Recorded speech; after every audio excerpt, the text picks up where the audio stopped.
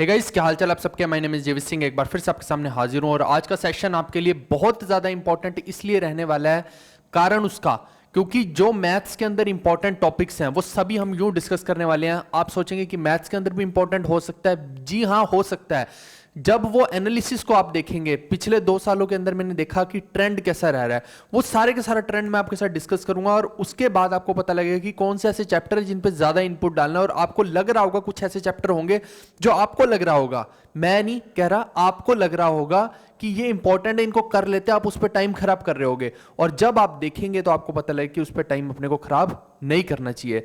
तो ये सारे के सारी चीजें आज हम इस सेशन के अंदर डिस्कस करने वाले हैं। आप शेयर इसको जरूर कीजिएगा और इसमें सारी की सारी रणनीति देखेंगे कि अगले 50 दिन के अंदर आपको अगर मेंस की तैयारी करनी है, ऑलरेडी तैयारी तो कर रखी होगी लेकिन अब उसको एग्जीक्यूट करना है, मॉक टेस्ट कैसे देने, प्रेशर को कैसे हैंडल करना है, मार्क्स कैसे इंप्रूव, हर चीज आज की वीडियो में डिस्कस होने वाली है। दूसरी चीज, एक और चीज मैं आपको बता दूं कि डिस्क्रिप्शन में मैंने एक ये जो मॉक टेस्ट है इसका लिंक दिया है। ये मॉक टेस्ट आपका सिर्फ 11 तारीख और 12 तारीख यानी कि 11 और 12 दिसंबर को ही वैलिड रहेगा। और आपको क्या करना है, रजिस्ट्रेशन करनी है। नीचे जो डिस्क्रिप्शन में लिंक है वहां जाएंगे और पिंड कमेंट में भी लिंक है, तो रजिस्ट्रेशन करके और इस मॉक टेस्ट को आप फ्री ऑफ कॉस्ट दे सकते हैं। इसका कोई भी चार्जेस नहीं है, ठीक है भाई। तो जाइए और अटेम्प्ट कीजिए और अपना स्कोर शेयर कीजिए। ये टीयर 2 के लिए ही है, तो आई होप कि आप अच्छा स्कोर उसके अंदर करेंगे। तो अभी करेंगे मॉक टेस्ट की बात, तो बाद में करेंगे। सबसे पहले हम आते हैं यहाँ पे। आप देखिए कि सबसे इंपॉर्टेंट अपने लिए क्या हो जाता है। अपने लिए इंपॉर्टेंट यहाँ पे क्या है, ये मैंने सभी टॉपिक लिख दिए लेकिन एंड में क्रक्स में पहुंचेंगे। अभी तो एक एक टॉपिक को देखते जाते हैं। आप देखिए कि डीआई की जब मैंने देखा, ये सीजीएल 2019 यानी कि 2020 में पेपर हुआ, आपको पता वो 1 साल का आगे पीछे है, तो आप समझ जाना कि जो 2019 और 20 की बात हो रही है वही मैंने लिखी है यहाँ। इसमें भी 7 क्वेश्चन आए, इसमें भी 7 क्वेश्चन आए। टाइम वर्क में इसके 4 क्वेश्चन आए, इसके 3 क्वेश्चन आए। ट्रिग्नोमेट्री के देखिए आप कितने ज्यादा क्वेश्चन आ रहे हैं, यहाँ 11 आ रहे हैं या 10 आ रहे हैं, तो मैं साथ के साथ मार्क करता जाता हूं जो इंपॉर्टेंट है। ऐसे ही ट्रिग्नोमेट्री को भी यहां पे कर दिया। टाइम डिस्टेंस को देखा जाए तो सिर्फ 4 सवाल आ रहे हैं दोनों ही बार में।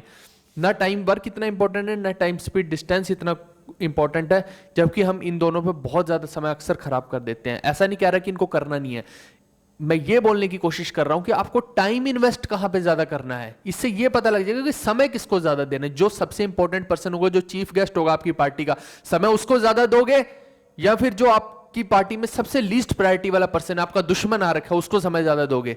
कुछ भी हो सकता है ना, तो आपको देखना है। या फिर आपकी गर्लफ्रेंड आ रखी है, उसको समय ज्यादा दोगे, या फिर कोई और लड़की आ रखी है, या फिर कहीं कि आपका कोई भाई आ रखा है, उसको समय ज्यादा दोगे। जहां भी आप कंपैरिजन अच्छा समझे। तो ऐसे ही ज्योमेट्री में देखिए कि 13 क्वेश्चन, इसका मतलब है ज्योमेट्री इज इंपॉर्टेंट, इसको ज्यादा टाइम देना पड़ेगा। ऐसी परसेंटेज में देखिए 6 क्वेश्चन, ये भी इंपॉर्टेंट है। आप रेशो में देखिए, ये भी इंपॉर्टेंट है, ठीक है। ये अभी खत्म नहीं हुई है बात, अभी तो आगे शुरू हुई है बात। आप देखिए अब आगे प्रॉफिट लॉस की अगर मैं बात करूं तो प्रॉफिट लॉस देखो कितना ज्यादा इंपॉर्टेंट है। इसका मतलब है कि इसको पूरे अरिथमेटिक में सबसे ज्यादा समय देना है तो किसको देना है, प्रॉफिट लॉस को देना है। ऐसी एवरेज की बात देखिए आपकी, इसमें सिर्फ दो सवाल आ रहे हैं भाई, क्या फायदा, कितना करोगे तुम एवरेज, है ना। ऐसे ही आप कोऑर्डिनेट में देखिए सिर्फ 2 सवाल, क्या उसमें मैं अपना 1 हफ्ता बर्बाद कर दूं, नहीं करना ना मुझे, तो बात खत्म। नंबर सिस्टम में 8-9 सवाल आ रहे हैं, वेरी वेरी वेरी इंपॉर्टेंट, इसके सवाल आएंगे ही आएंगे। मेंसुरेशन के 12-13 सवाल आ रहे हैं, very very very important. Algebra 5 से 7 सवाल है, इंपॉर्टेंट। SICI, बच्चे अक्सर बोलते हैं कि सर SICI करवा दो, ये करवा दो, वो करवा दो, पता नहीं न जाने दुनिया की ट्रिक्स इसके अंदर करते हैं। हालांकि मैंने भी सब चीजें करा रखी हैं आपको, लेकिन मुद्दा क्या है, मुद्दा ये है कि क्या इसको हम पूरा 2 हफ्ते दे दें, 1 हफ्ता दे दें SICI को, नहीं देंगे भाई। इसको आप 2 दिन में जितना कर सकते करिए, 2 दिन के अंदर इसको पढ़ लीजिए। क्योंकि अब 2 दिन से ज्यादा इस चैप्टर को देने का मतलब क्या है, इसका मतलब है कि आपने लीस्ट प्रायोरिटी वाली जगह पे बहुत ज्यादा टाइम दे दिया। अगर इसको ज्यादा टाइम दिया तो जरूर इनमें से किसी को कम देंगे, समझ रहे हैं। और ऐसे ऐसे करके इसको दे दिया ज्यादा टाइम, इसको दे दिया, इसको दे दिया, ऐसे ऐसे करके ये आपका सारा समय खराब कर जाएगा। आप देखना लगभग एंड में हम देखेंगे कि 50% सिलेबस ऐसा है जिसको सबसे कम समय देना है और 50% ऐसा है जिसको ज्यादा देना है। आप एंड में खुद समझ जाएंगे। अब देखिए पार्टनरशिप की मैं बात करता हूं तो 2 ही सवाल आ रहे हैं, तो ऐसा नहीं करना कि पार्टनरशिप को भी दे देना दन, तुम दे रहे हो 1-1, 1.5 हफ्ता, वो भी गलत हो जाएगा। सिंप्लीफिकेशन दोस्त, मैंने पूरे 12 घंटे की वीडियो डाली थी सिंप्लीफिकेशन की, जिसके अंदर हर एक टेक्निक मैंने डिस्कस कर दी सिंप्लीफिकेशन की। आगे आपको प्रैक्टिस करनी थी, तो किस लिए डाली थी, कुछ सोच के डाली थी कि ये इंपॉर्टेंट है, इसलिए डाल दी थी। बच्चों को सोच के लगता है कि सिंप्लीफिकेशन आसान है, ये तो यूं कर लूंगा मैं यूं, जब सवाल आते हैं तो होते नहीं है तो यही चीज़ है ना। हाइट एंड डिस्टेंस का एक एक सवाल है, तो ये लीस्ट प्रायोरिटी पे है किसके अंदर, एडवांस मैथ्स के अंदर।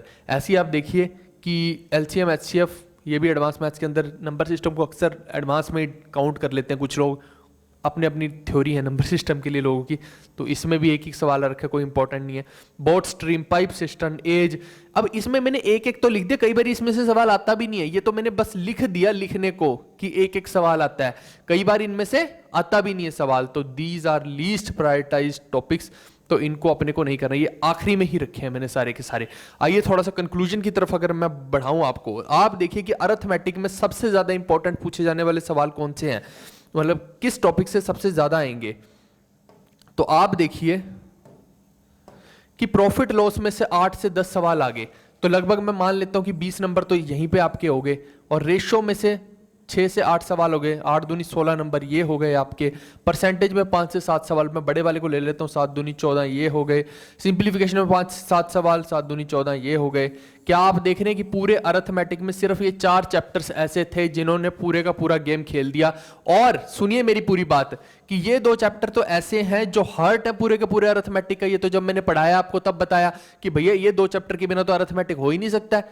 तो ये दोनों तो आपस में इतने इंटरलिंक्ड है, जब मैं पढ़ाता हूं तभी बताता हूं आपको, तो इनमें से तो सवाल आना ही था। लेकिन आप समझिए आप कि प्रॉफिट लॉस का परसेंटेज से अलग है क्या, नहीं है। यानी कहने का मतलब है ये तीनों टॉपिक एक ही तो थे भाई, और इसके ऊपर मैं इतना फोकस डाला मैंने, मिक्सचर एलिगेशन, प्रॉफिट लॉस पे, मतलब न जाने मैंने 60-70 घंटे तो मैंने अरिथमेटिक पे इन्हीं चीजों पे फोकस डाल रखा है। आप देखिए खोल के, रेशो के अंदर इतना फोकस डाला, रेशो की 2-2 वीडियो बनाई है भैया, 15-16 घंटे का तो रेशो करवा रखा है मैंने।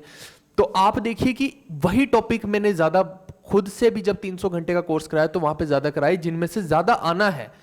आप देखिए उनको, तो ये पोर्शन जो है बहुत इंपॉर्टेंट है। अब इसके बाद सिंप्लीफिकेशन है, ये इसके साथ इंटरलिंक्ड इतना नहीं है, ठीक है, ये थोड़ा सा एक अलग टॉपिक हो जाता है, तो ये भी इंपॉर्टेंट। कहने का मतलब ये 4 टॉपिक यानी कि 36 से 40 नंबर के आसपास लगभग ये अप्रोक्सीमेशन है एक, तो 36 से 40 नंबर कह रहा हूं, 36 से 40 क्वेश्चन जो है वो अरिथमेटिक के सीधा इन 4 टॉपिक से हो रहे हैं। इसके अलावा कोई टॉपिक है तो उसको ज्यादा करने की ज्यादा जरूरत नहीं है, उसको ज्यादा समय नहीं देना आपको।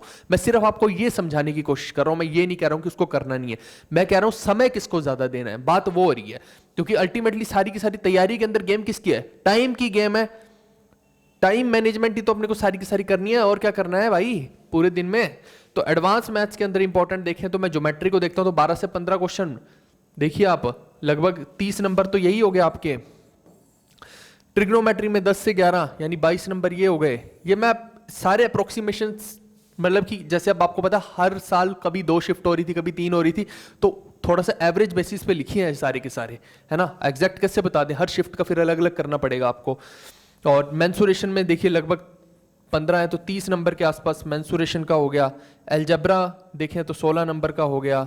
ऐसे ही नंबर सिस्टम देखें तो 16 नंबर का ये हो गया। कहने का मतलब है कि आप देखिए कि ये सारे चैप्टर इंपॉर्टेंट है। अब आप देखेंगे, आप बोलेंगे कि भैया एडवांस में आपने सब कुछ ही लिख दिया तो फिर छूटा क्या, तो मैं बोलूंगा कोऑर्डिनेटर नहीं लिखी मैंने, मैं बोलूंगा हाइट एंड डिस्टेंस नहीं लिखा कि इतना इंपॉर्टेंट है। पता लगे तुमने कोऑर्डिनेट पे 1 हफ्ता लगा दिया, पता लगे हाइट एंड डिस्टेंस पे 1 हफ्ता लगा दिया, 200-250 सवाल तुमने हाइट एंड डिस्टेंस की कर लिए, तो कितना मूर्खतापूर्ण बात है। समझ रहे हो आप मेरी बात को, अभी आपके पास समय नहीं है इतना। और अगर कोई आपको बोला हाइट एंड डिस्टेंस के 200 सवाल करने हैं, कोई आपको बोल रहा है कोऑर्डिनेट के 200 सवाल करने हैं, तो क्या लॉजिक है उसके पीछे कुछ। इसीलिए मैंने आपको ये सारे प्रायोरिटाइज कर दिए, 1 2 3 4 5 6 7 8 9, ठीक है। ये 9 टॉपिक ऐसे हैं, 9 टॉपिक्स।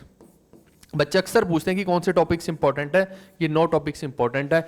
और देखिए इसके अंदर अगर मैं सिर्फ SICI लिख देता और बीच में से मान लो कि मैं रेशो काट देता, मान लो कि मैं रेशो काट देता और मैं सिर्फ SICI लिख देता, मैं परसेंटेज काट के मैं सिर्फ प्रॉफिट लॉस लिख देता, तो कितनी बेईमानी हो जाती। क्योंकि मेरे को पता था कि प्रॉफिट लॉस में भैया परसेंटेज आएगी। तो बात देखिए कितनी इंपॉर्टेंट है कि परसेंटेज अलग से भी सवाल आ रहे हैं और परसेंटेज के प्रॉफिट लॉस में भी आ रहे हैं। अब समझने की कोशिश करो आप। और रेशो जो है, रेशो आगे यूज हो रही है SICI में भी, परसेंटेज यूज हो रही है SICI में भी। कहने का मतलब है कि वो भी इन्हीं दोनों टॉपिक्स पे डिपेंडेंट है सारे का सारा गेम। तो अगर मैं इन दोनों को हटा के कोई और चैप्टर बोल देता तो मैं महामूर्ख होता यहाँ पे, तो फिर तो कोई लॉजिक ही नहीं था किसी चीज का। जबकि मैंने ऐसा नहीं किया। जो सच में इंपॉर्टेंट है वो लिखे हैं। अगर यहां पे मान लो पेपर के अंदर एनालिसिस करते हुए लिखा होता कि रेशो के सिर्फ 2 ही सवाल आ रहे हैं, परसेंटेज की सिर्फ 2 ही सवाल आ रहे हैं, मैं तब भी यहां पे इंपॉर्टेंट लिखता। क्यों लिखता? क्योंकि मेरे को पता है कि प्रॉफिट लॉस के क्वेश्चन उसी पे बेस्ड हैं, तो अगर किसी ने परसेंटेज नहीं किया तो वो प्रॉफिट लॉस के क्वेश्चन उतने अच्छे से नहीं कर पाएगा। तब भी मैं यहां पे परसेंटेज को काउंट करता इंपॉर्टेंट के अंदर। समझ रहे इस चीज को? तो ये सारे का सारा अपना गेम है। और मॉक टेस्ट की मैं बात करूं तो मॉक टेस्ट आपको देखिए, एक तो मैंने आपको दिखाई दिया कि एक तो ये मॉक टेस्ट है, जो ये इसका लिंक तो डिस्क्रिप्शन में है ही है, ये दे दीजिए। और दूसरा आपको क्या करना है अभी, इसको हटा लेता हूं। अरे ये क्या हो गया, चलिए यहीं लिख लेते हैं। दूसरा आपको क्या करना है, मैंने आपको पहले भी बताया था जब मैंने इंग्लिश की स्ट्रैटेजी बताई थी आपके साथ कल परसों, या अभी जो डिस्कस की इंग्लिश की स्ट्रैटेजी, आप देखिए कि मैंने बोला था कि अगर तो आपका मैथ्स अच्छा है तो आप इसके कम दो। आप मान लो कि हफ्ते में इसके 2 ही दे रहे हो, और इंग्लिश के आप ज्यादा दीजिए। अगर आपकी इंग्लिश खराब है तो हो सकता है कि आपको 3 से 4 मॉक टेस्ट इसके देने पड़े, लेकिन अगर आपकी इंग्लिश अच्छी है तो हो सकता है हफ्ते में आप इसको 2 ही दें।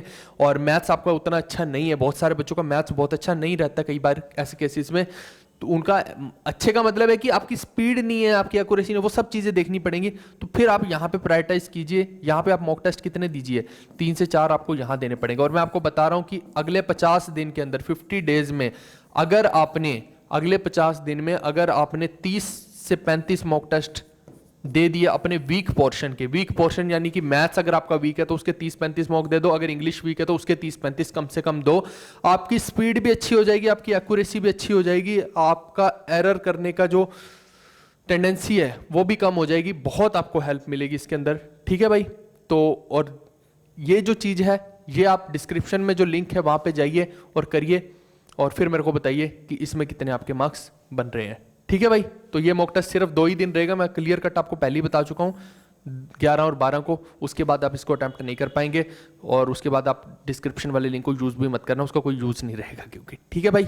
आई होप कि आज की जो क्रिटिकल एनालिसिस मैं लेके आया हूँ आपके लिए आपको अच्छी लगी होगी। एक एक चीज पे मैंने डिटेल में बात की, ये तक बता दिया कि कौन से टॉपिक इंपॉर्टेंट है और किस में से ज्यादा क्वेश्चन आने की टेंडेंसी है। पिछले 2 सालों का हमने ट्रेंड देख लिया। तो आई होप कि आपका समय मैंने बहुत सारा बचा दिया, नहीं तो आप फिर खुद कर करके देखते, खोल खोल के देखते, और कई लोग देखते भी ना, तो आपको पता ही नहीं लगती ये सब चीज़ें। और इंग्लिश की स्ट्रैटेजी ऑलरेडी मैं आपके साथ डिस्कस कर चुका हूँ, वो कल ही की थी। यहाँ पे भी आपको दिख रही होगी इंग्लिश की स्ट्रैटेजी, आप देख लीजिएगा, ठीक है। Okay guys, bye bye, take care, see you, love you all. आप लाइक कीजिए, वीडियो को शेयर कीजिए और सपोर्ट कीजिए हमें, ठीक है। Okay, bye bye.